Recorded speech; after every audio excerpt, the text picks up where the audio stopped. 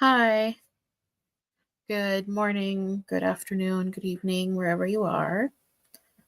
I am alone today. This is kind of impromptu, but I thought it's Black History Month, and I have a Black History Month stream for later this week coming up. But today I wanted to do something because I'm off work today because it's a holiday here, and I just wanted to do something, come on, talk to you lovely people. And I thought we could read a short essay by Audre Lorde, probably one of her most famous essays for sure. The Master's Tools Will Never Dismantle the Master's House. It is not President's Day in Canada. It is Family Day, and it is a statutory holiday, so I am off work today. Hi, Minka. Hi, Enlightened Female. Hi, Expired Milk. And Lee. I hope Lee is not calling out of work for this. Yeah. So I had some personal stuff in my life happen that I am not going to really talk about, but I thought it would be nice to just like get on stream and distract myself. So yeah. Let's. Oh, I feel like I'm gonna sneeze. Hi, Jessica. Hi, Endeavor. Hi, hi, hi. Okay. Let me see here. I'll situate my screens and I will share the essay. Share screen. All right. So let me change this to. Nope, that's not what I wanted. Oh my goodness. How many times have I done this? There we go. Alrighty, so Lee is here. Hi, Lee. Only fake working. Okay, good stuff. Hello, Looney. Okay, yeah, so we're gonna talk about the essay. It's in a collection of Audre Lorde essay. It's called Sister Outsider. So we'll just go right to it. I thought, yeah, we'll read and discuss this essay, and then wherever the chat takes us, like maybe an hour or an hour and a bit. I don't know. We'll see what happens. Okay. Let me put my phone on Do Not Disturb as well, because we don't need that. Okay, so I'll zoom in. Does it look okay? I think it looks okay. So, the master's tools will never dismantle the master's house. Audrey writes, I agreed to take part in a New York University Institute for the Humanities conference a year ago with the understanding that I would be commenting upon papers dealing with the role of difference within the lives of American women, difference of race, sexuality, class, and age. The absence of these considerations weakens any feminist discussion of the personal and the political. So right here, that is pretty much exactly what intersectionality is. Intersectionality is taking into consider all the ways in which women experience various oppressions, but within the same axis of their womanhood. So though we all have womanhood in common, we have to consider the intersections where race aligns with womanhood, where ability or disability aligns with womanhood, where sexual orientation aligns with womanhood. So an intersectional approach to feminism has to consider all of those things, not just the fact that we're all women. It is a particular academic arrogance to assume any discussion of feminist theory without examining our many differences and without a significant input from poor women, Black and third world women, and lesbians. And yet, I stand here as a Black lesbian feminist, having been invited to comment within the only panel at this conference where the input of Black feminists and lesbians is represented. What this says about the vision of this conference is sad, in a country where racism, sexism, and homophobia are inseparable. To read this program is to assume that lesbian and Black women have nothing to say about existentialism, the erotic, women's culture and silence, developing feminist theory, or heterosexuality and power. And what it does mean in personal and political terms, even the two Black women who did present here were literally found at the last hour, What does it mean when the tools of a racist patriarchy are used to examine the fruits of that same patriarchy? It means that only the most narrow perimeters of change are possible and allowable.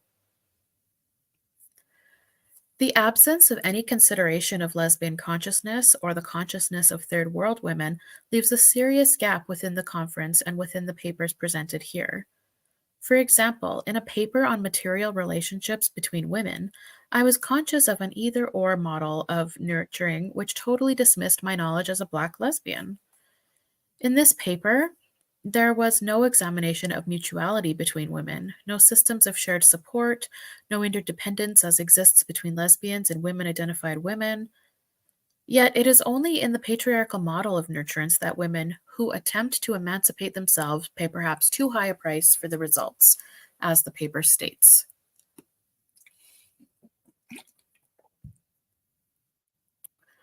For women, the need and desire to nurture each other is not pathological but redemptive, and it is within that knowledge that our real power is rediscovered.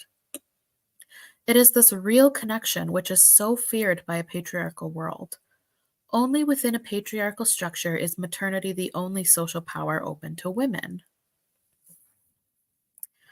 Interdependency between women is the way to a freedom which allows the I to be, not in order to be used, but in order to be creative. This is a difference between the passive be and the active being. Advocating the mere tolerance of difference between women is the grossest reformism. It is a total denial of the creative function of difference in our lives.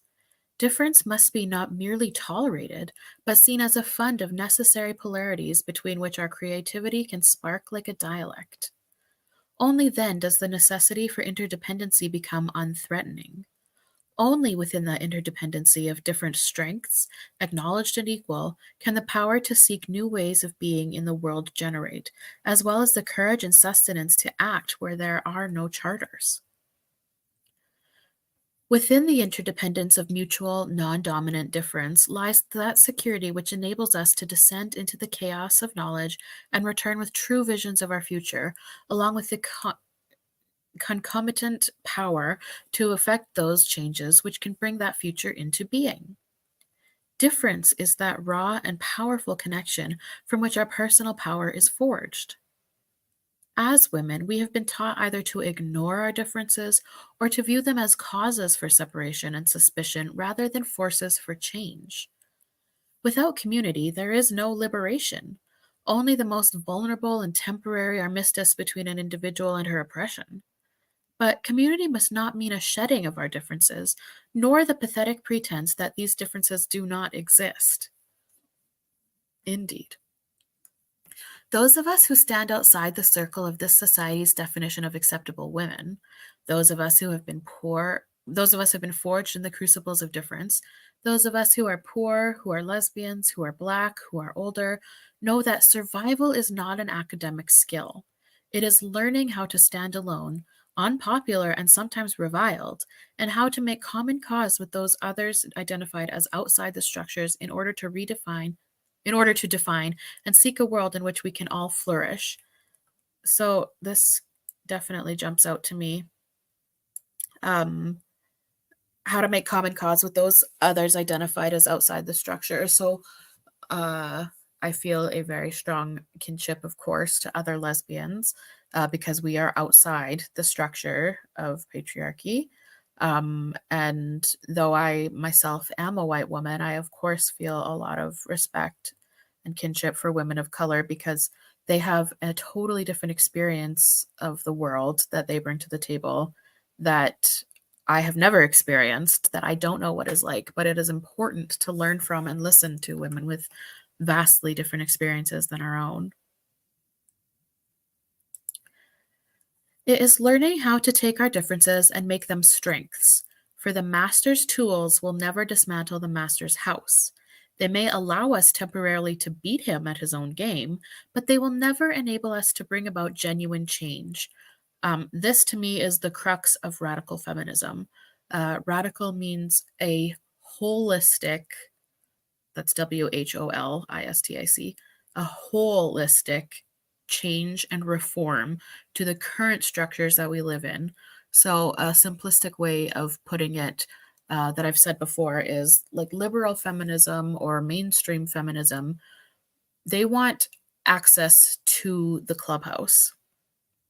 Radical feminism wants to dismantle the clubhouse and start from the ground up all over again. We can't, the master's tools will never dismantle the master's house. So when liberal feminists and mainstream feminists, choosy feminists they want access to the clubhouse, right? Not understanding that it's not the getting inside that is going to make life better for them. Getting inside the clubhouse, those same structures of patriarchy and misogyny are still going to exist within that. We have to dismantle the master's house, the patriarchy, the system we currently live in, and rebuild with the consideration of the needs of women and different kinds of women, as far as ability, disability, race, orientation, economic position. Let's see here. Endeavor says, this is one of my favorite essays. It really touched me as a lesbian as well. I never had a chance to find that temporary armistice because I felt hopelessly an outsider. So let's continue. She says, they may allow us, so the master's tools may allow us to temporarily beat him at his own game, but they will never enable us to bring about genuine change. And this fact is only threatening to those women who still define the master's house as their only source of support. Exactly. How often do we see women who are very much enmeshed in their patriarchal understanding of the world push back against feminist ideas, right? How often do women fight for the privilege and comfort that performing femininity does for them in a patriarchal world? How often do we see women fight for and grasp onto the status they receive from birthing children? When women are critical of, say, femininity or birthing children or participating in the patriarchal nuclear family structure, those ideas get pushed back against so strongly by the women who still define the master's house as their only source of support. And Endeavor says liberal feminists and non-feminists for sure cling to the fragile, quote unquote, empowerment that they get from makeup, shaving, marriage, etc. Exactly. That is one of their only sources of power, as this essay says, that when they do participate in patriarchy according to patriarchy's rules, such as performing femininity, marrying men, raising children, etc., they are afforded certain levels of support, certain statuses above other women, etc., and are not willing to dismantle the master's house. So Audrey continues, poor women and women of color know there is a difference between the daily manifestations of marital slavery and prostitution because it is our daughters who line 42nd Street. If white American feminist theory need not deal with the differences between us and the resulting difference in our oppression, then how do you deal with the fact that the women who clean your houses and tend your children while you attend conferences on feminist theory are, for the most part, poor women and women of color? What is the theory behind racist feminism? Honestly. In a world of possibility for us all, our personal visions help lay a groundwork for political action. The failure of academic feminists to recognize difference as a crucial strength is a failure to reach beyond the first patriarchal lesson. Yes, yes. In our world, divide and conquer must become define and empower. Why weren't other women of color found to participate in this conference? Why were 2 phone calls to me considered a consultation? Am I the only possible source of names of Black feminists? And although the Black panelist paper ends on an important and powerful connection of love between women, what about interracial cooperation between feminists who don't love each other? In academic feminist circles, the answer to these questions is often, we did not know who to ask. But that is the same evasion of responsibility, the same cop-out that keeps Black women's art out of women's exhibitions, Black women's work out of most feminist publications, except for the occasional special third world women's issue, and Black women's texts off your reading list. But as Adrienne Rich pointed out in a recent talk, white feminists have educated themselves about such an enormous amount over the past 10 years. How come you haven't also educated yourselves about Black women and the differences between us, white and Black, when it is key to our survival as a movement? Women of today are still being called upon to stretch across the gap of male ignorance and to educate men as to our existence and our needs. This is an old and primary tool of all oppressors to keep the oppressed occupied with the master's concerns. Hmm. Yeah, exactly. So women are today are being called upon to stretch across the gap of male ignorance and to educate men, right? So the whole thing is to educate men on feminism. We have to teach men how to treat women. We have to raise good sons. Um, when there's hardly no or any at all efforts to hold men accountable for their own behaviors and their own misogyny and their own racism and their own oppressive states against women. It's up to us to do it for some reason. Okay. It's an old and primary tool of all oppressors to keep the oppressed occupied with the master's concerns. Exactly. Now we hear that it is the task of women of color to educate white women in the face of tremendous resistance as to our existence, our differences, our relative roles, and our joint survival. This is a diversion of energies and a tragic repetition of racist patriarchal thought. Right. Right. Um, it's not up to women of color to educate white women. If we are, and I say we as fellow white women, if we are to be feminists, especially radical feminists, it is up to us to be intersectional in that work, in that conversation. Simone de Beauvoir once said, "It is in the knowledge of the genuine conditions of our lives that we must draw our strength to live and our reasons for acting." Racism and homophobia are real conditions of all our lives in this place and time. I urge each one of us here to reach down into that deep place of knowledge inside herself and touch that terror and loathing of any difference that lives there. See whose face it wears. Then the personal as the political can begin to illuminate all our choices. Great, great essay. Um,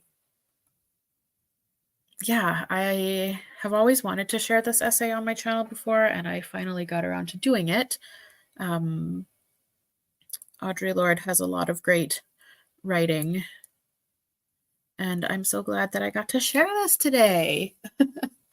um, I am so happy to hear anyone's thoughts on the essay or on writings of other Black women that they admire. Thank you, Endeavor. Thank you, Lily. It's so weird being on stream in the daytime because I'm always at work, but it's a holiday here, so I get to be here today.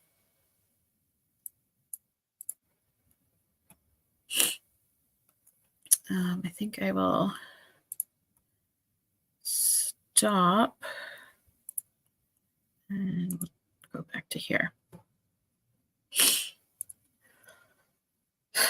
Thanks, Expired Milk. Yeah, I don't have any other agenda. I knew this was going to be a quick and easy little essay, but I thought it was apt because it is Black History Month and I had some time today. Expired Milk says, I've heard of this essay and own the book, but I've not read the whole thing myself yet. Oh, isn't that the struggle? I have a lot of like feminist anthologies of essays on my bookshelves. I have many that I have not gone through, and I really would like to, especially to share them with you all. I think it would be important and good to do, especially because a lot of these like anthologies are out of print now. Like you can't find them anywhere unless you happen to find them in like a bookstore or a used bookstore, luckily enough. But yeah. Yeah, Endeavor says, there's so many great quotes from this one. I need to read more of Lord's work. I was assigned this one for class last year, and the LibFem class discussion had me weeping inside. Oh boy, I can only imagine. I can only imagine. This reminds me also a little bit of I was in a group chat for radical feminists. Um, and the discussion came up about like separatism, of course, but also like raising feminist daughters and that kind of thing. And I had just expressed that like I'm as a radical feminist, I personally am an anti-natalist because I don't think it is ethical to birth children because that is either providing more victims to patriarchy in your daughters or more perpetrators of patriarchy in your sons. And even the most dedicated and well-intentioned radical feminist woman is not the only influence on a child's life, right? And so, um, well, and further, it drives me a little bit crazy when people talk about like a woman raising a feminist son or a strong daughter, and the best of intentions can be there, and the incredible efforts of a radical feminist mother can be there, but society is going to be a massive influence on all children anyway. Um, and further, I think that it's not fair to, like, in the inevitability that a son will be a misogynist, it's not fair to be like, oh, well, I thought he had a feminist mother or something, because it's not her fault, right? Like, men are responsible for their own actions. So I don't know. Anyway, this discussion happened in this group chat, and people were being, in my opinion, very idealistic about um, wanting to raise daughters. And I think like it's admirable, but like I think it's too naive and idealistic to think that you are the exception to the rule and your child will be a perfectly raised feminist who will never stray, which it's just it's not possible. It's not possible. Not in this world. Right, here we go. And it puts the onus on mothers when society conditions men not to respect women at all. And so what kind of real influence does she have in the end? That's right. So even if you have a daughter and you raise her to be the most independent, strong, feminist thinking woman, there is still the potential of a man out there in the world that could do extreme harm to her. And it doesn't matter how good of a feminist you raised her to be. There's men out there whose own actions and thoughts and desires are going to potentially cause harm to her. So then, it's not fair to say like, oh, she was raised to be a good feminist. Like, no, it's on the men. It's on the men.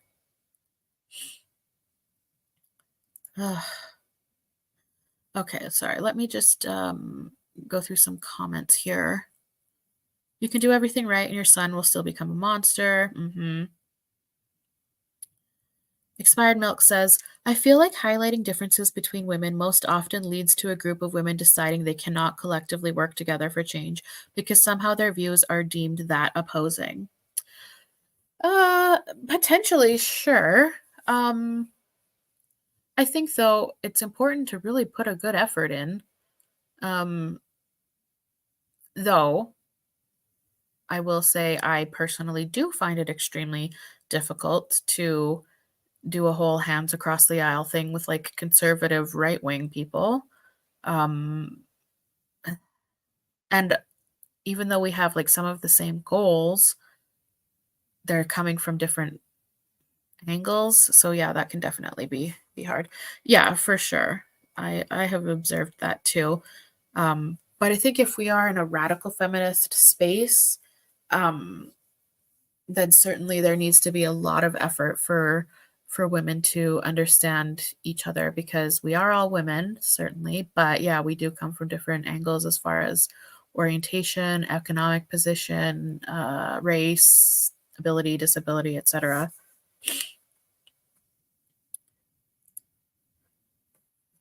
Um, like for example, I'll share like a personal anecdote. I was in a group for radical feminists in my province in Alberta. It was Alberta Rad Femmes.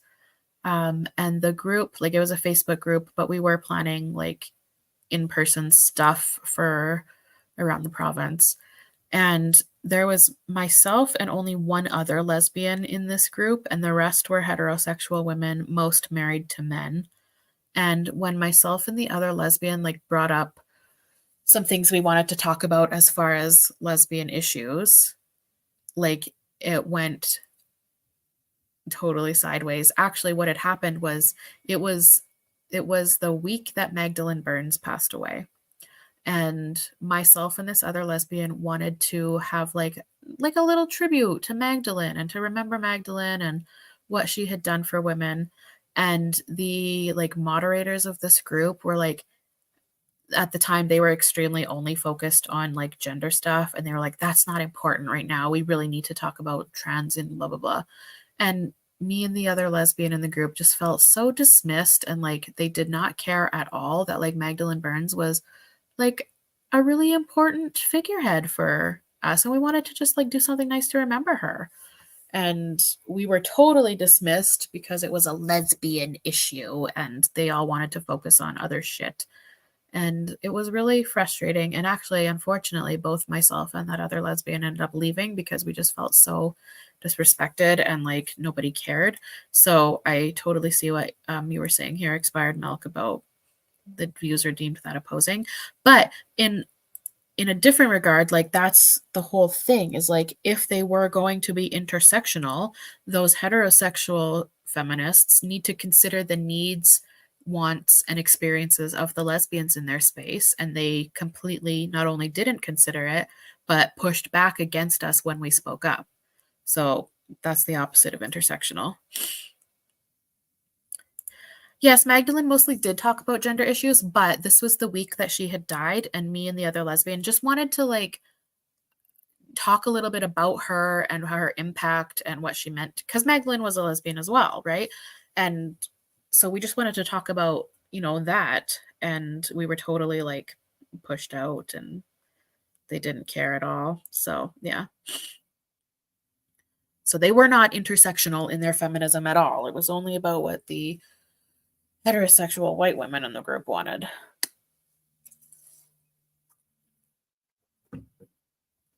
Yeah, you can't say you're a rad feminine and say lesbians are unimportant. Yeah, Magdalene really helped me come to a lot of understanding too. Let's see. Existential Gamer says homophobia is alive and well. I'm very suspicious of gender critical women who only ever want to talk about men in dresses. Are you really fighting the existential threat of TRAs on women's rights? Or is this actually veiled homophobia? Yeah, so that's the thing, is when I think about gender critical or women who call themselves gender critical, it often thanks, Lisa. Yeah, Magdalene was wonderful. Okay, gender critical. I think so many gender critical women, they I believe that they truly care about like women's spaces and keeping males out of women's spaces. However, it does seem like that's their only focus, and they're not interested in any other actual feminist topics at all. Where the heck was that comment? Oh, right here. Um, and yeah, a lot of the reaction is not like with the concern for women and girls' rights, but rather it's a ew, icky men in dresses reaction, which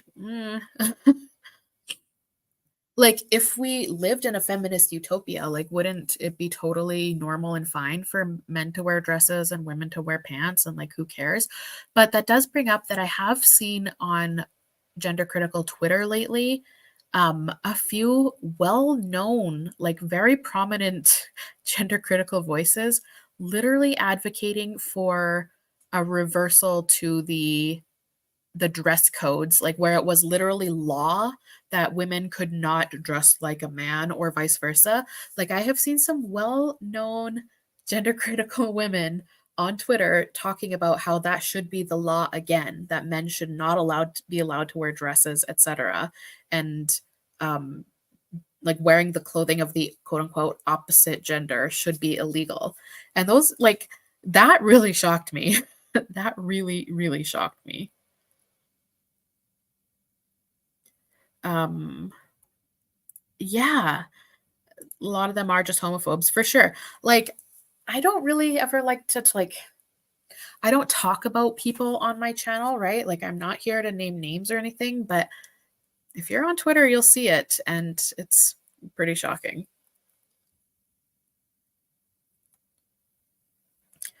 Uh, yeah, Mel. Hello, Mel. I don't think I've seen you here before. Hello, welcome. I'm sure you and I are thinking of the same person.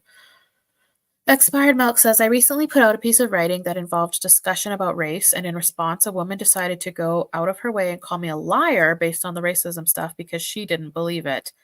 Have mercy. That's horrible. Let me just back to here. Let's see. Enlightened Female says, I don't consider conservatives to be gender critical. They are transgender critical. The only reason they dislike transgender ideology is because they hate gender nonconformity. I completely agree. GC usually means gender conservative. Completely agree. Yeah, and I have said that many times on my channel that gender critical, the way it's used by a lot of women in the movement, it's not actually gender critical in any way. It is trans critical, transgender critical, TGC. Because if they were gender critical, they would be open to the conversations that we have about the societal and social roles that women are forced into. And they would be open about conversation about how femininity is not innate to women, it's not biological. They would be open to those discussions, and they certainly are not. A lot of women who call themselves gender critical are very, very, very much in favor of the traditional roles of male and female in a heterosexual pairing and a quote unquote nuclear family. Um, Gender critical means being critical of every form of gender ideology, both traditional and transgender, most definitely. Conservatives love gender. Who are they trying to fool? The incongruity of calling yourself gender critical yet upholding and worshiping gender at the same time. It's mind blowing. Yeah, certainly. You in one side of their mouth they'll say things like, um, no men in women's bathrooms. Okay, fine. And then on the other side they'll say it should be illegal for men to wear dresses. Like, okay. Yeah, Expired Milk says, I feel like there was a brief moment in time where the whole kids can play with any kind of toy and people can wear whatever they want was becoming a thing, even stores relabeling their sections. For sure. Like, I was born in the 80s and I have like a lot of strong memories of like girls can do whatever they want, girls can be what they want. It wasn't just like pink and ponies for girls and trucks and blue for boys. Like, um, but it seems like we're going in a direction where things are explicitly and rigidly far more gendered than they were in my childhood. Ugh, it's really wild. And again, that can circle back to the essay we just read that the master's tools will never dismantle the master's house. By enforcing and playing into the constructed roles for women in a heteropatriarchy, there is nothing that's going to occur in that system that's going to dismantle patriarchy and make it better for women. One step forward, two steps back. Yeah. And I mean, even though, like, even though patriarchy hurts all women, there are women who do gain certain privileges from participating in it, right? So they do retain that privilege of like a heterosexual pairing or being a mother and being a wife. As hard as those things are, and as often streamlined into those roles these women are, they are gaining certain privileges, protections, etc. in those systems. So they don't necessarily see any reason to fight against it, which is really frustrating for women who, you know, do fight hard against that kind of stuff. Let's see. And whoa, chat's moving. Endeavor says, I'm very thankful that my parents were normal about gender. I played with Pokemon figures and Nerf guns, not dolls. That was the early 2000s. I don't know what happened since. Yeah, so I was a child in the 90s, and my parents did not like really gender me either. Like I had both quote unquote boy toys and girl toys. I was a feral child of the 90s who was unsupervised and like riding my bike all day until the sun went down. um, yeah. Enlightened Female says they seem like privileges, but deep down they harm women no matter how much they externally benefit from them. Of course, yes. Yes. And that's the crux of the matter is even if they do seem like privileges or women, quote unquote, like the role they're in, ultimately they harm women and who women could potentially become because we are so expected to adhere to those strictly enforced gendered expectations of our femaleness.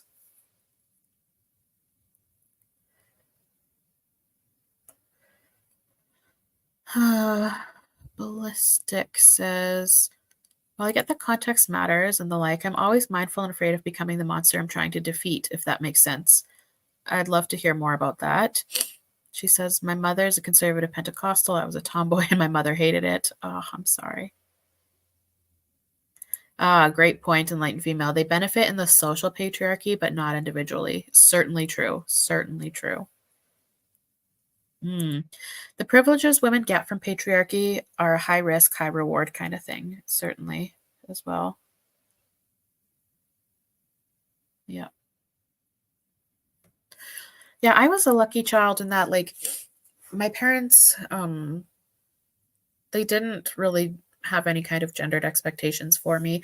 My mom, like, really liked to, like, do my hair in curls and stuff, and I always, like, fought with her about it. But other than that, like, I was a sporty kid. I was outside playing in the dirt all day and climbing trees and stuff. Um, when I was, like, 9, 10, 11, my childhood best friend was a boy who lived across the street from us. Yeah. 15th Jessica says women who do femininity receive advantages over other women. Certainly, I have also read a lot of Susan Brown Miller's stuff on that topic, and that is true. But what is also true is we can't change that system unless women are willing to stop engaging in that system. Yes, you might receive some advantages over other women by performing femininity, but uh, in my opinion, if you are a feminist focused woman, you have to make efforts to stop doing that because the more we engage in practices that are harmful for women, even if they might reap us some benefits, the more all women are going to suffer for it. Uh, so there's power in numbers, there's strength in numbers, and we all got to do it, even if it's hard. And honestly, the hard things are the ones that are worth doing. Expired Milk says, I know a problem I often run into is being accused of hating wives and mothers because I advocate for separatism, which shuts out most women, which this essay did call out a bit. Yeah, I also face this as well because I am a separatist and I do believe in separatism. And I do believe that in the heterosexist patriarchy we currently live in, that it's unethical to bring children into that. So I also do get accused of hating wives and mothers. And it's like, no, I hate the system that we are all forced to play in. Um, but I don't hate wives and mothers. I think women who are wives to men could make different choices to escape that situation. I don't think any good comes from ultimately living with a man. The most dangerous man is the one that's in your house. So, yeah. Um, let's see. Dragon Fox, hello, Dragon Fox says, in the second wave, we gave up on educating men. We realized they were uneducable. I agree. Like, sometimes that's called like being black pilled, but like, I mean, women have been trying for like 2,000 years. or more to get men to behave decently? Like, how many more years are we going to try it for before we realize that it's not going to happen and that the best we can do for ourselves, our daughters, the women around us is to not engage? I know the chat is flying, which I appreciate. It's so nice that people are passionate, but whew. Um, you can still advocate for young women and think about their choices and encourage them to put themselves first. Yep. So this is interesting. I'm not a separatist, but I am an anti-natalist also. I'm not sure why you would be one but not the other, but that's for you to decide. It is not a judgment on those who have kids, though. We are programmed to procreate as a species, I guess. That's hard to overcome as a group. Certainly, but this actually came up in a different discussion today. Just because something is natural, like the drive to procreate, I guess, or just because something we like, quote unquote, like or want, that doesn't mean it's a good thing to do. People like and want to do all kinds of harmful things, but that doesn't mean it's good to do it just because we like or want to, or we feel compelled to. I think humans are more than their biology. And yeah, I mean, I'm a 35-year-old woman who, I'm getting out of my safe, productive, like reproductive years. But my feminist principles tell me that it is not ethical to bring a child into this world. That's me. So I haven't and I won't.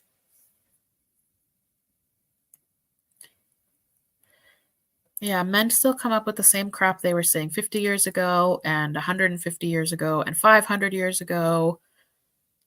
It's the same. I mean, yes, women have achieved a lot in that time frame as far as like emancipation from being housewives, but like men aren't gonna change. They've had a couple millennia to do it, and it hasn't happened despite women's best efforts. So, at what point do women like look at each other and say, "Okay, like clearly nothing's getting better. We should focus our time and energy and commitment to safe communities of women for women."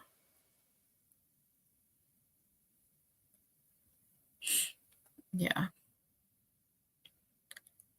Ah, excellent point, expired milk. I'm always tempted to question what is considered natural, given we live in a world that has existed under this unnatural patriarchal system for thousands of years. Incredible point. Love that.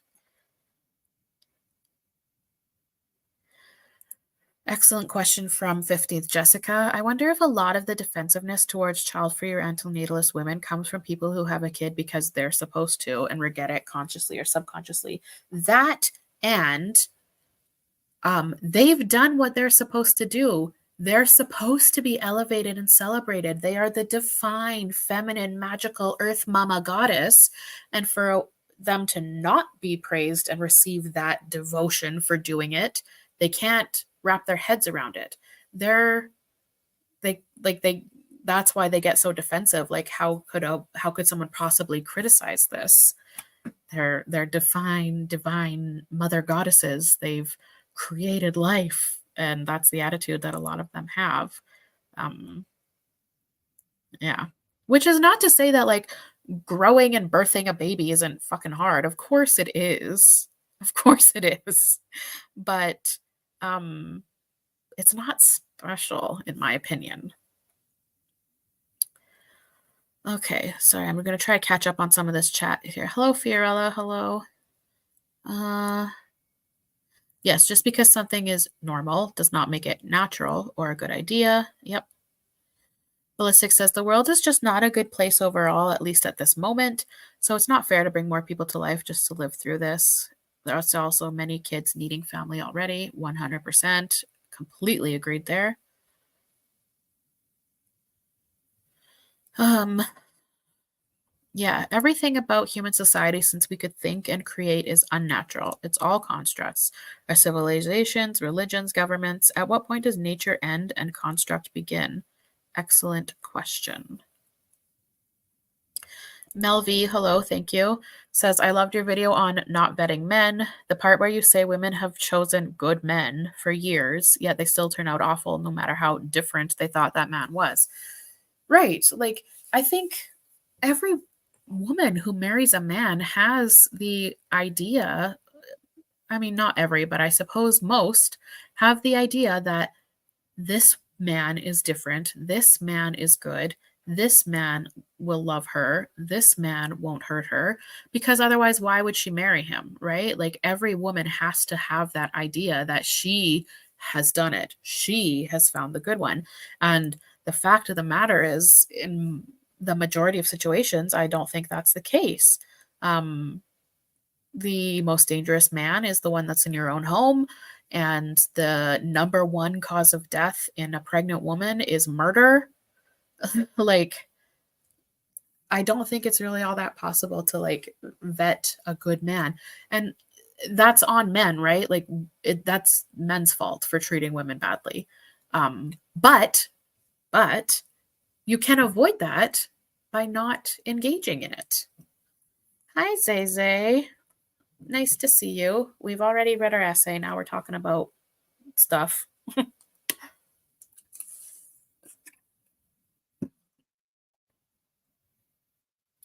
Unfortunately, there are many people out there who grew up having learned that being mistreated is just the norm. Right. And that's like a huge reason that feminism exists, right? Is to showcase that no, this is not the norm, and you do not have to put up with it or accept it or tolerate it or continue living with it. Um, Separatism is a real thing that you can do.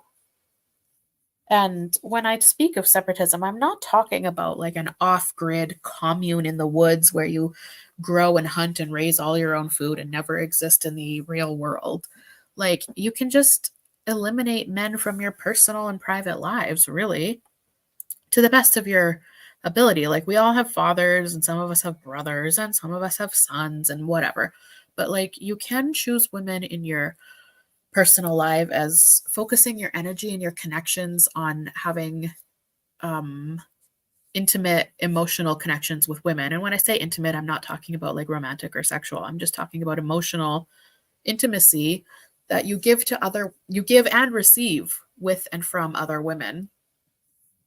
Um Instead of seeking that from a man who likely is never going to satisfy the seek that women have for that deep emotional connection. I just don't think that, I mean, maybe men are able to, but like they're not going to. And I sometimes do wonder if they are able to.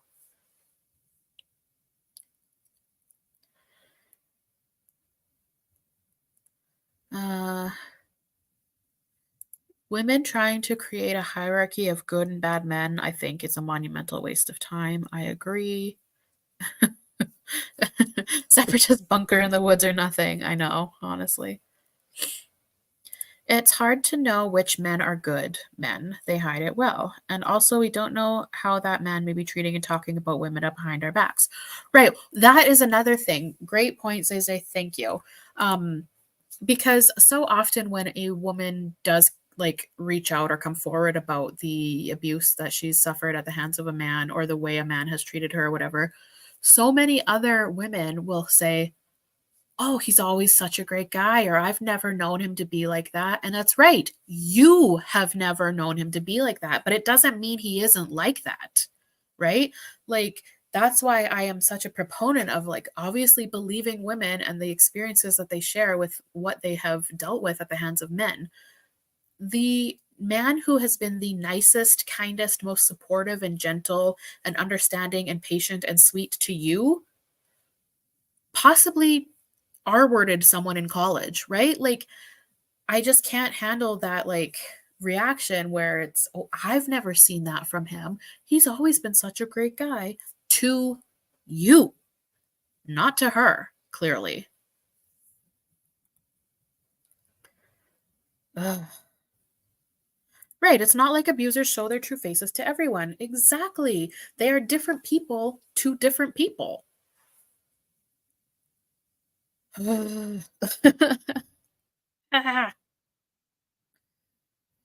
Existential Gamer says once her Nigel dies, she's not associating with men.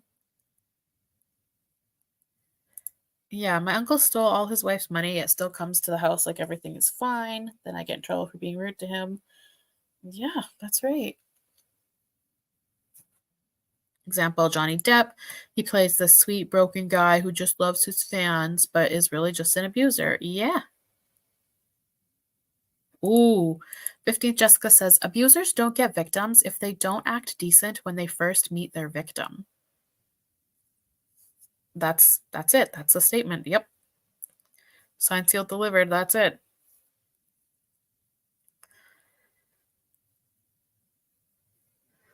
Uh, ooh, males see online dating as a hunting ground. Now they have fast food versions. Oof. Yeah, really. They can swipe through a menu of entrees of women. So scary. So scary.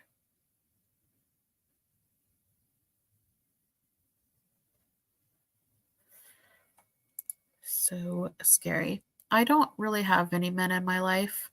My sister has a boyfriend, but I see him like twice a year. Um, I have a father, obviously, but I don't really have a relationship with him. Like, I'll see him at like Christmas or Thanksgiving, but like that's it. And other than that, I don't have any other men in my life, which is nice. All of my closest friends are women. Um, and all of my closest friends are women who have been on my channel even, which is really nice. I get to share this space with them sometimes as well. I have another really good lesbian radical feminist friend who I continue to try to get to come on my channel, but she's extremely shy and like nervous. And I'm like, you don't even have to be like on camera. Like it's just like talking to me, but she's way too shy. It's cute.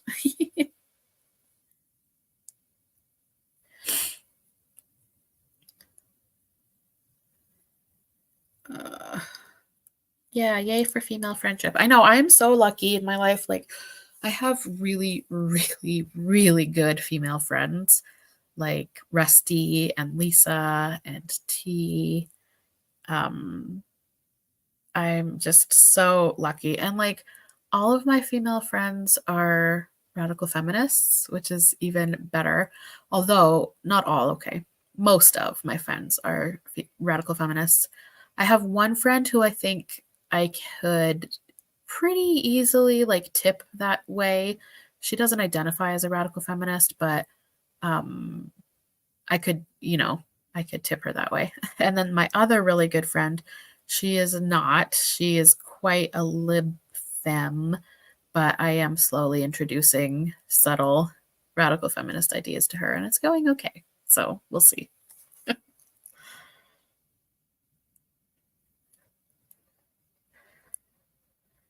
Uh, yeah, I think, as Zeze says, I think men don't really love women. They treat us like prizes and objects and trophies. Uh-huh.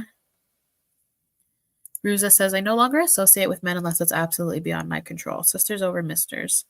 Yeah, I mean, certainly, like, we live in a society, right? It's impossible, probably, to 100% avoid all men for all reasons. Like, there are male bus drivers or cashiers or whatever, like, but it's about being intentional with where you put your energy um, as a separatist, right? Like, you can't avoid the male bus driver or the salesperson at the store, whatever, but when it comes to your interpersonal connection, and where you put that emotional energy, as well as where you put like your own physical labor, like as far as like volunteering or donating money to causes or whatever, like you can be intentionally separatist in those ways, while still living in, the society that we live in. This is a comment. Okay, Zeze says, I look at celebrity men and their wives and girlfriends, and I'm like, do you even love her? Great question. Second thing I'd like to add to that, How often have we seen celebrity men who have been in like a long-term relationship with a woman, but then their career takes off and they leave their wife? Lots of times.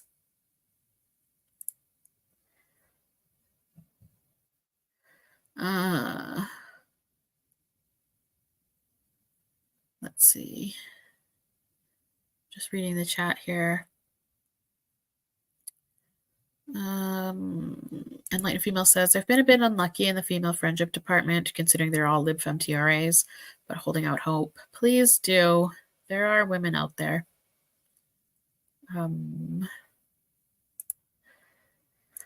Jessica says, het or bi women who don't have a boyfriend or a husband feel like they're doing something wrong, but het and bi men who don't have a girlfriend feel like they're just missing a status symbol, right? Or that it's the women who are wrong. The women who are like B words, the women who are making them be incels. Like, ugh, gross.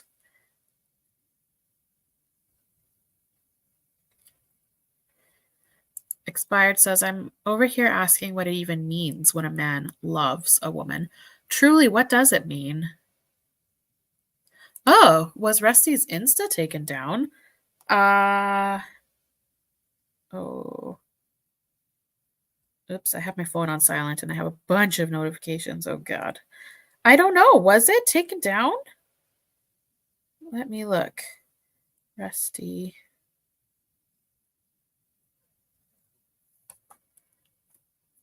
Uh-oh. What the heck is it? My Wi-Fi is really acting up here. Rusty. Oh, maybe it was. Oh no! Did they finally get her? She still has her at Leastbound account, but she doesn't use it. The Rusty Hearts account was the one she did. Oh no. I'm gonna message her right now, but she's probably still asleep because it's like 6 a.m. in Australia.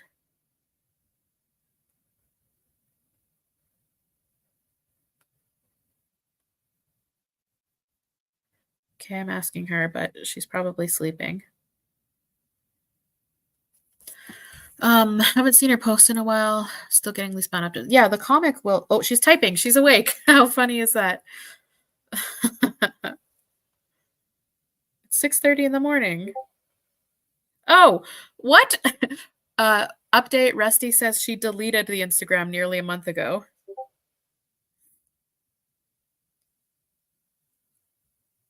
Okay. Well, there you go. She did it herself. Oh, okay. There you go. She didn't tell me. How rude. She said, I was just using it too much. Doom scrolling. Good for her for getting away. Okay, so let's see. Let's talk about more separatism. Ruza says, support women-owned businesses and content, choose female providers, and much more. Exactly.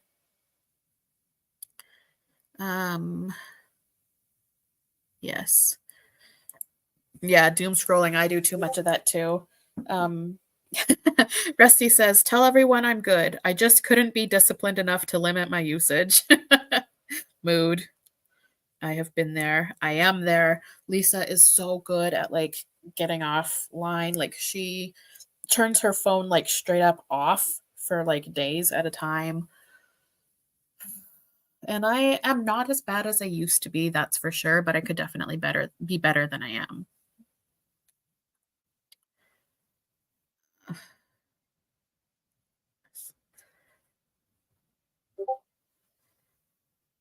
Oh.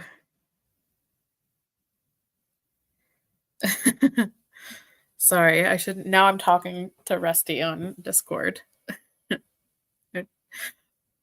See, I need to get off the phone. I'm sure you can hear my Discord notifications going off. Let me silence that. Yeah, so that's what mostly YouTube. Yeah, I mostly YouTube, but I do have Twitter. Like I have a Radical Ramblings Twitter and I have a personal Twitter. My personal Twitter is very well curated so that I don't really see any bullshit and it's just enjoyable. My Radical Ramblings Twitter, I am kind of like abandoning. I mean, I'm still going to use it like to post like videos or streams or whatever, but I have noticed that Rad Twitter is like extremely gender focused. Like that's all they talk about. And I don't really talk about like trans stuff much at all. Like, I mean, I do every now and again, but I got other stuff to talk about, and they certainly do not seem to on Twitter. So, like, I kind of am stepping back from it. Um, yeah. Why won't Discord open for me? The notification sound is playing, but the actual platform will not open for some reason. Ah! Let me just mute this for an hour. Mute. Okay. Yeah, exactly. Doesn't talk about feminism, it's just trans bashing. It's insane from what I've seen. Yeah,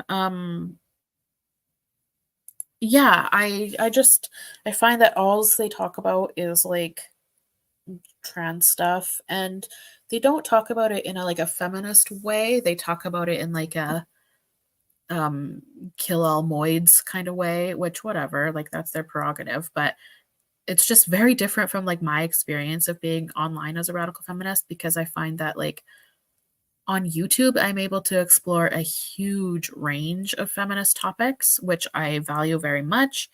I found that my experience on radical feminist Tumblr has been largely lesbian and separatist focused, which is really nice.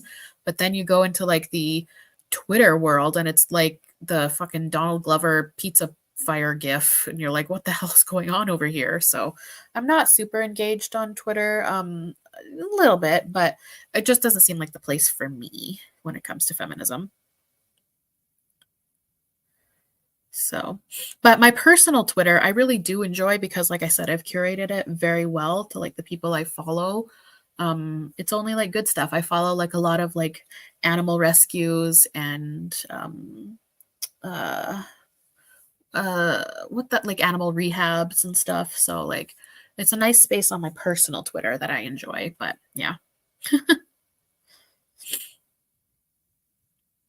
Ah, great point from enlightened female. Became a better and more mentally sound radical feminist once I started to branch out beyond trans stuff. You can still say trans bad while criticizing the patriarchy.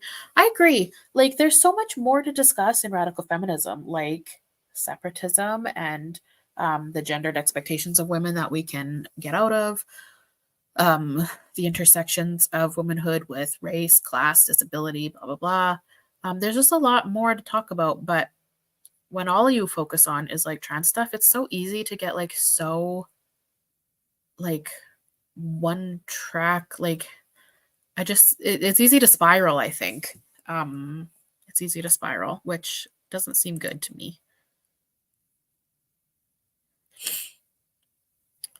Let's see here. Yeah.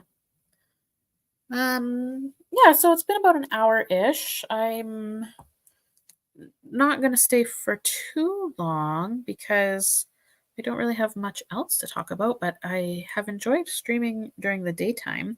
And I'm going to stream on Wednesday, around the same time ish, maybe ish.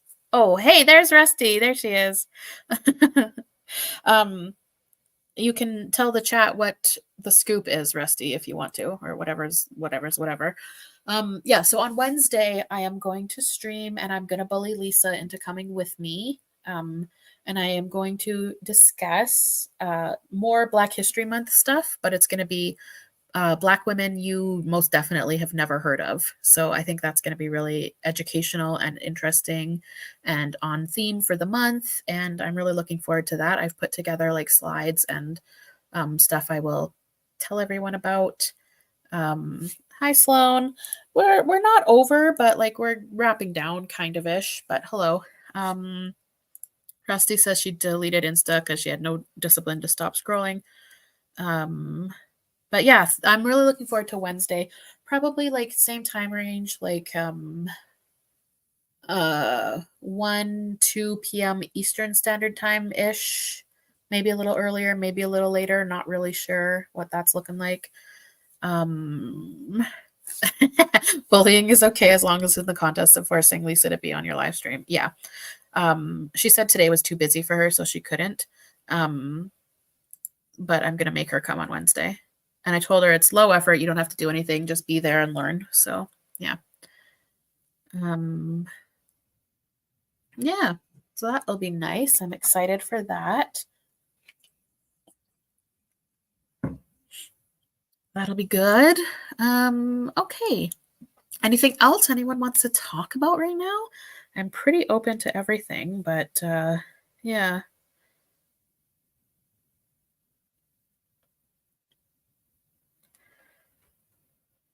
Oh my gosh, I had got so many notifications when my phone was on silent. Ah!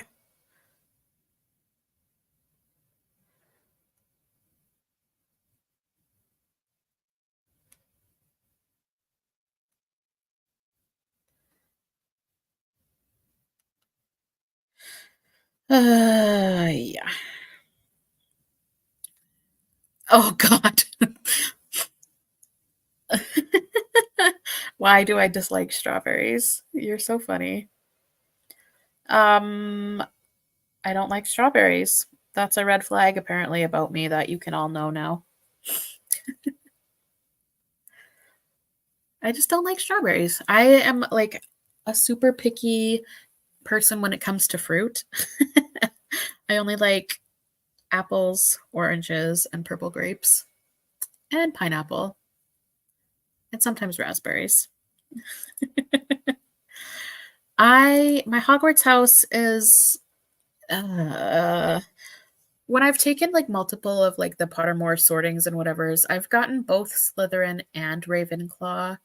So sometimes I say I'm a Ravenclaw with a Slytherin rising or a Slitherclaw. Uh, more to add to the radical lore. I know. I know. Ugh, mangoes are yucky. No, thank you. My most controversial opinion yet, honestly. Turvenclaw. Ooh, okay. Sloan, feel free to expand on this. Do you think the culture romanticizes mentally ill women? And how can we improve mental wellness or joy in women and girls? Um, do I think the culture romanticizes mentally ill women? I mean, I suppose there's a couple different ways that that could be discussed, like the manic pixie dream girl trope can get pretty romanticized, as well as like the woman in so much pain and suffering that a man swoops in to save her can get romanticized. However, I also think that like ugh, women who have like genuine actual mental illness don't get half the attention or support that they deserve and pardon me and need. Um like if you're not fitting into the manic pixie dream girl trope, or if you're not fitting into the like woman who just needs rescuing trope, then like nobody really cares, which is awful. Like there are women who suffer with actual and real serious mental illness and they don't get the support, resources, attention, or help that they deserve, and are written off as crazy and hysterical, which is doing no one any favors. Yeah, the hot broken woman trope. That was kind of what I was trying to get at. Exactly. Let's see here. Yes, people romanticize but also demonize mentally ill women, rarely any in between. Yeah, so the mentally ill women who get romanticized have to be hot first of all, and they have to, like I said, be the manic pixie dream girl or the sad hot woman who can be saved. They get romanticized. But the demonized women are people who have like CPSD, schizophrenia, like real serious chronic mental illness. They get demonized extremely. Mental illness that makes women quirky or whimsical or a damsel is romanticized. Mental illness that need a lot of help or are unattractive are disliked completely. Um,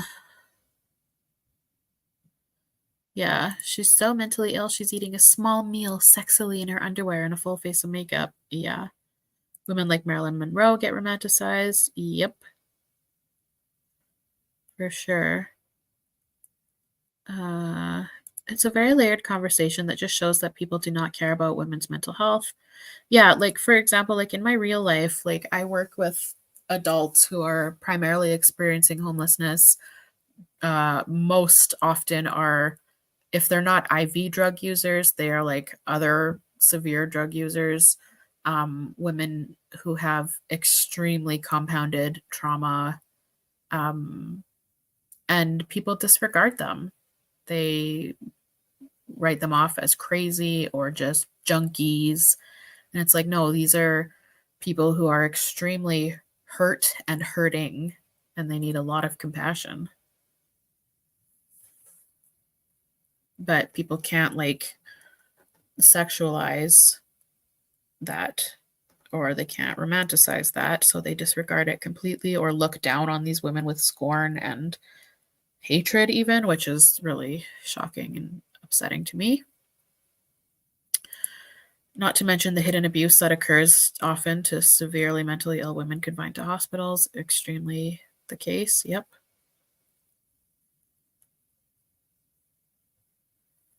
Yeah.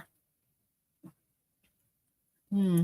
Sloan says, what I think is crazy is how society causes a lot of these issues in women, but yet blame them for not being able to bear that burden. Completely true. Yeah, when they speak of women with so called daddy issues, oh my God, right. So, like, yeah, blaming a woman or making it her problem that she had men who treated her bad in her life and it's somehow her issue or her fault or her problem, not the men who treated her badly.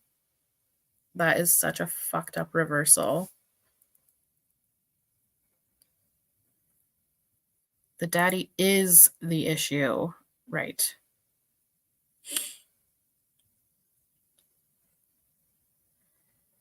Fatherless behavior is another thing that they say all the time instead of addressing the root causes. Yep, men are the issue. Uh-huh. Yeah, like when people say shit like, ooh, daddy issues or ooh, fatherless behavior, it's like, especially the one that's like when they say fatherless behavior, it's like the clue is in the word. The father was not in the picture. She didn't have the support of that other parent in her life. Like, it's the father's issue, like, not the daughter, not the girl, not the woman. Or they make a porn category. Ugh. Yeah, gross. That's so upsetting. So upsetting. Used goods, got daddy issues. I know, it's so fucked up. Hi, Strawberry. Hello. Yeah. Oh man, it's like so sad. I had somebody tell me the other day, like she came to see me at my job, and she is a young lady who is experiencing homelessness, and she's an IV drug user, and she it was so fucked up.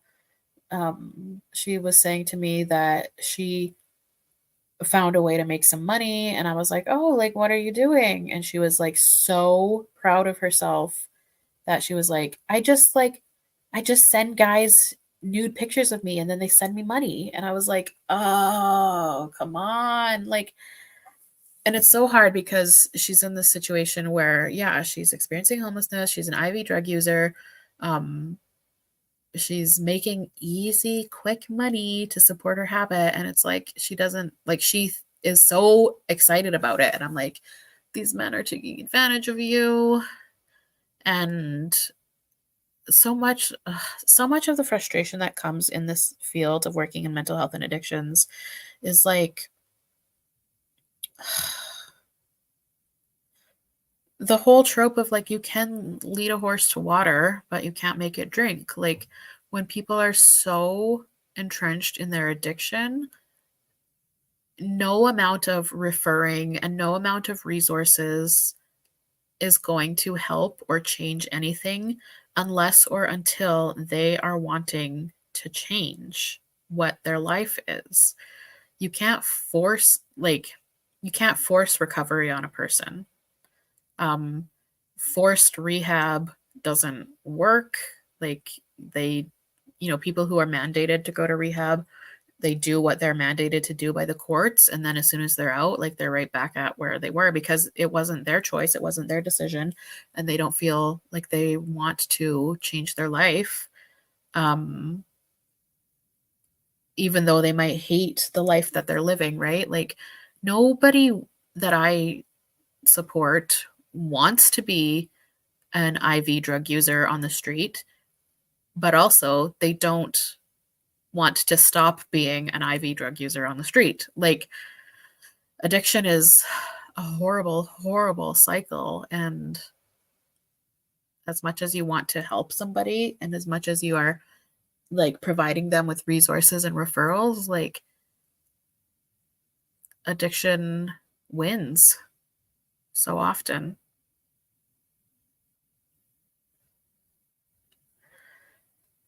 Yeah, it's really hard. But all you can do is like, obviously, you have to have good and healthy boundaries if you have an addict in your life.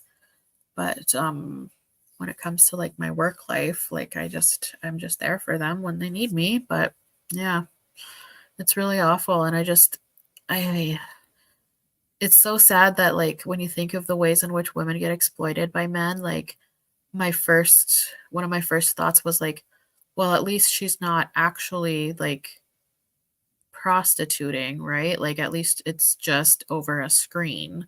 It's just a photo, but like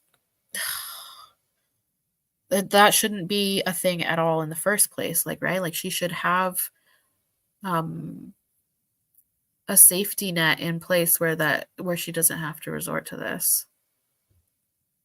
Ugh, anyway.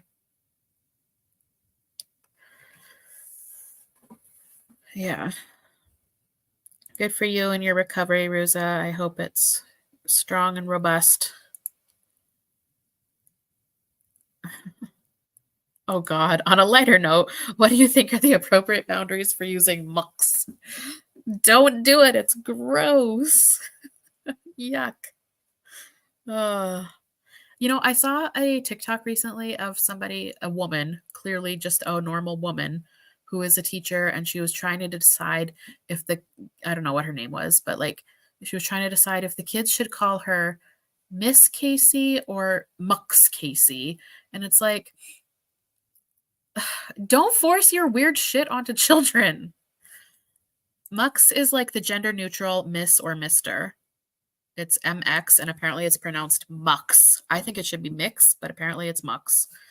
Um, but yeah, like these non-binary teachers who are all over like social media all the time, like going by Mux or like telling kids throughout the year to like change what they call the teacher, like it used to be Miss, but now it's Mister or the inverse. Like leave like your gender identity shouldn't be a thing at work. Like leave leave kids alone. Oh, right. Kids know reality. They can tell. Um, and I think it's like if you're a teacher, if you are a teacher, shouldn't your focus and isn't your focus on uplifting a young generation, like teaching them to be the best people that they can be? Shouldn't your focus be on their education, on what's best for your class, for your students, for the children? Like, why are these not, well, I mean, we all know why, because gender is a narcissistic personality disorder, I'm sure. But like to inflict your weird shit onto your students, I cannot believe that it's permitted. I can't believe that it's, like, allowed. Like, it your kid you're like, if you're a teacher, your students don't need to know shit about you and your life. Am I wrong? I don't think I'm wrong. Like, the only reason I knew any of my, like, female teachers were married was because they were either a Mrs. or a Miss, which is another conversation, but, like, I didn't know about their personal lives. I didn't know about their identities. Like, that's not necessary.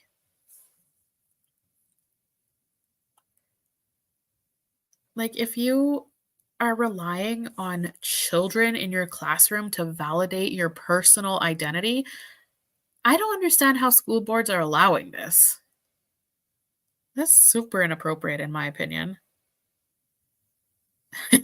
Okay, kids, you need to use my preferred objectives. I'm the beautiful, intelligent Miss Smith, right? Like, oh my God, adjectives. I know what you mean. Sorry. It's just weird. It is just so weird to me.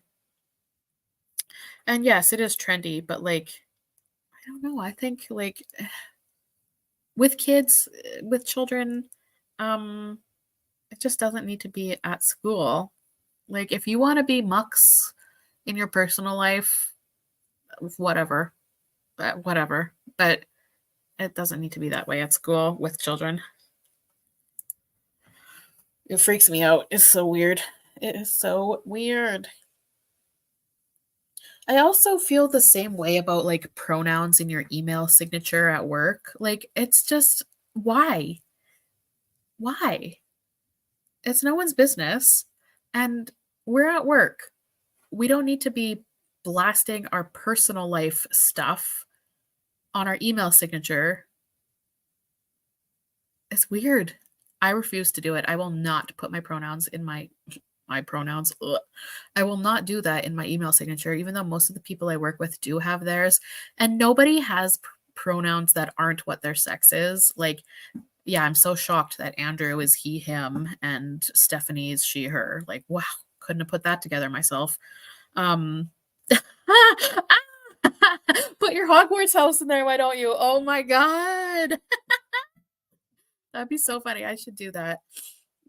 My email signature will be like take care, comma, radical ramblings slash Ravenclaw slash Slytherin. Oh, yeah, I won't do it. Nobody has ever like mentioned it or that it should be in our email signatures. It's just something that people do, but I will not. And if I am ever asked about it or suggested to, I'll just say it's no one's business. I'm fine with that. One time on a Zoom call, we have like yearly like uh diversity and inclusion training or whatever. And this one time it was on Zoom and it was hosted by um I need a fake name. It was hosted by Becky. Um so we're like, okay, this woman is hosting this training. And then we get on the Zoom call. No one has their cameras on, just audio only. And Becky starts speaking. It's like, hi, everyone, I'm Becky, and I use she, her pronouns, but the voice was man. It was 1000% a man.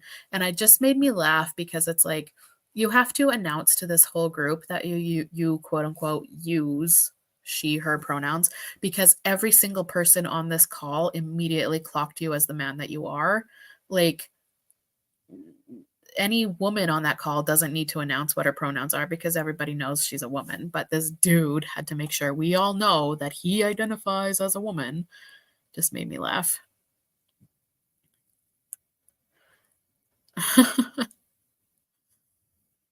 So funny. Yeah, and by their own logic, asking people to put pronouns on may force someone to either out or misgender themselves. I know that's always like an argument that you can make. Like, if somebody wants that from you, you can always make that argument.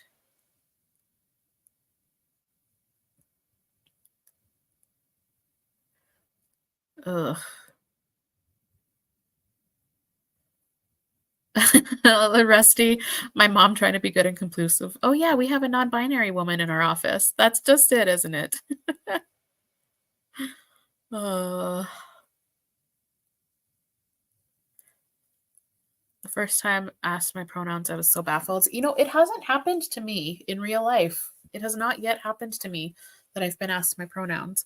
Um, and so because we are so deep into the gender sauce these days, I have had a lot of time to think about what I would do if it does happen to me because it hasn't yet. And I feel like I would say either I'm just a woman or uh, is there something about me that makes you think I'm not a woman? I don't know.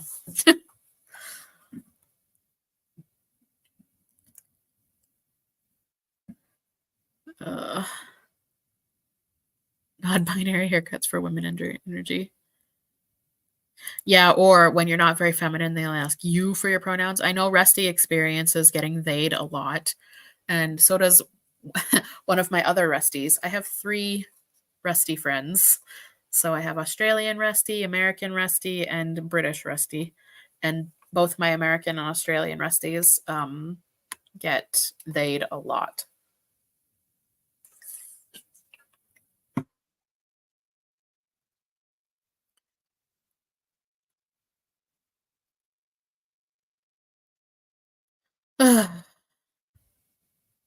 Clones. I know. What are the odds, right? But 3 of my very, very good friends all have the same first name.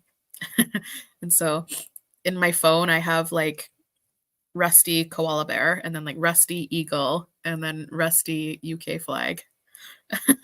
So I can differentiate who's who.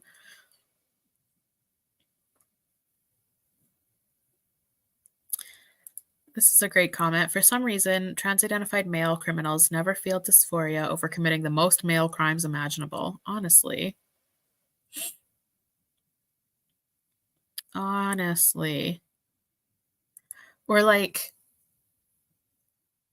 I never said koala bears were bears. I just have one next to your name in my phone so I can be sure to know that this is the Australian Rusty and not one of the other ones.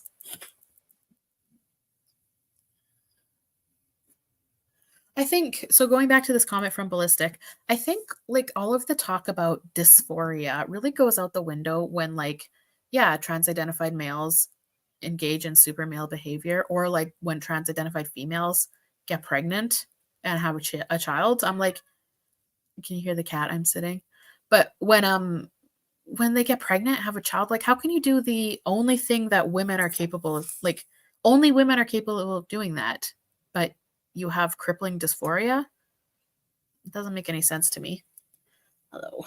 The kitty I'm sitting is joining me right here. Hello. Hello, hello. Okay. They are called koala bears, Rusty. I know they're not bears, but they're called koala bears.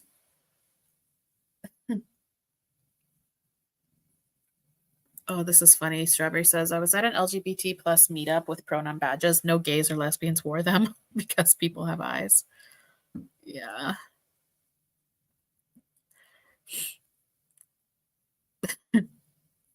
Trying to explain pregnant man headlines to my grandmother.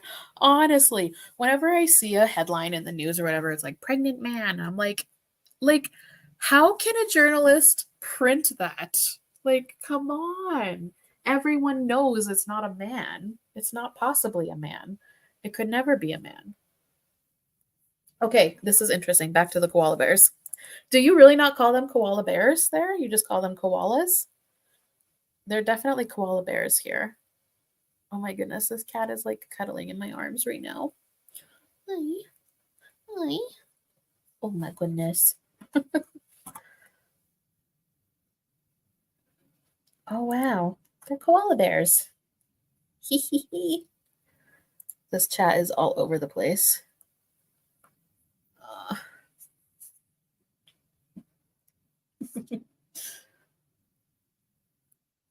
oh my goodness, this kitty. Okay. Oh, great point. Straight people don't state that they are straight to everyone that they meet. So I don't need to state that I'm a lesbian to everyone I meet. I prefer normalization over making it special. Yeah, literally, like, I'm, like, out in my entire life, like, my personal life, every part of my life, like, I'm completely out. I have been for over 20 years. But, like, it's not like I've ever gone to work and been like, "Oh, by the way, I'm a lesbian." Like, I've never done that. It's just, like, not a thing. Like, if it ever came up in conversation, I don't know why it would be at work, but I would just say, like, "My girlfriend," or like, I wouldn't make it a thing, but I'm not I don't know. It just is so weird. Like, there should be a separation of your personal life and your work life, and people with pronouns are seemingly obsessed with making it everyone's issue, not just their personal life issue.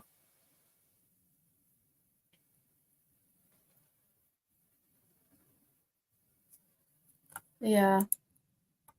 I just exist, and if it comes up, I don't hide being a lesbian, but I don't feel compelled to announce it everywhere. It's just an innocuous trait of mine. I know, it's like the least interesting thing about me. It's not a big deal. If someone asked me, I would answer, "Yeah, same."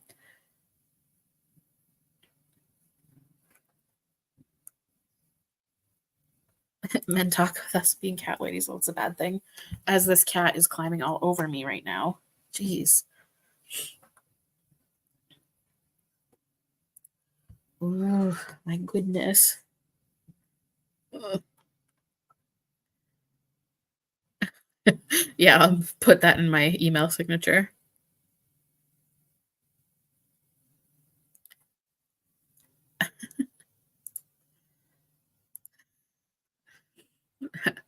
All my best, comma, radical, new line. Also, I don't like mangoes.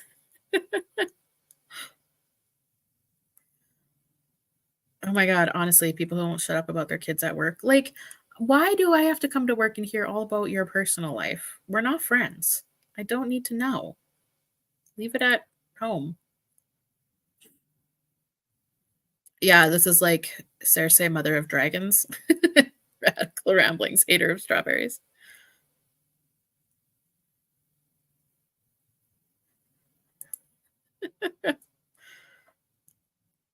Too funny. Ugh, my nose is very itchy, but this cat is in my arms and I don't want to move. Oh, so cute. Um, what are y'all doing with your day off? Because I know it's President's Day in the United States. Here in Canada, it is Family Day, so we're off. What's everyone up to today? It's Tuesday for Rusty, so she doesn't get our holiday. Oh, Enlightened Female has COVID. No. Very sorry. I had COVID in October 2022, but not yet. Not since. Um, oh wow, it never. Oh, your college doesn't recognize the holiday. How wild. Everyone is off here, off work, off school. Um, I'm going to work just shortly tomorrow because I have some stuff I have to do. Oh my god, my nose is so itchy. Ah! And then I'm off work Wednesday, Thursday, Friday because I'm going to see some friends in another city, same province, but just going a couple hours away to see some people.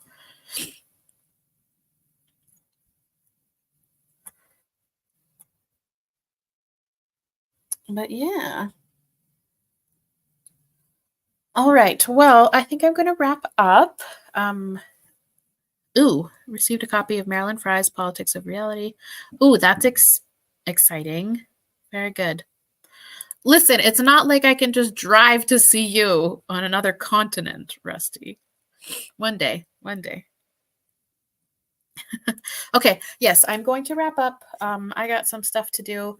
I really appreciate all of you coming on your Monday morning and being here Monday afternoon at the drop of a hat. I just decided to do this at random. So thank you.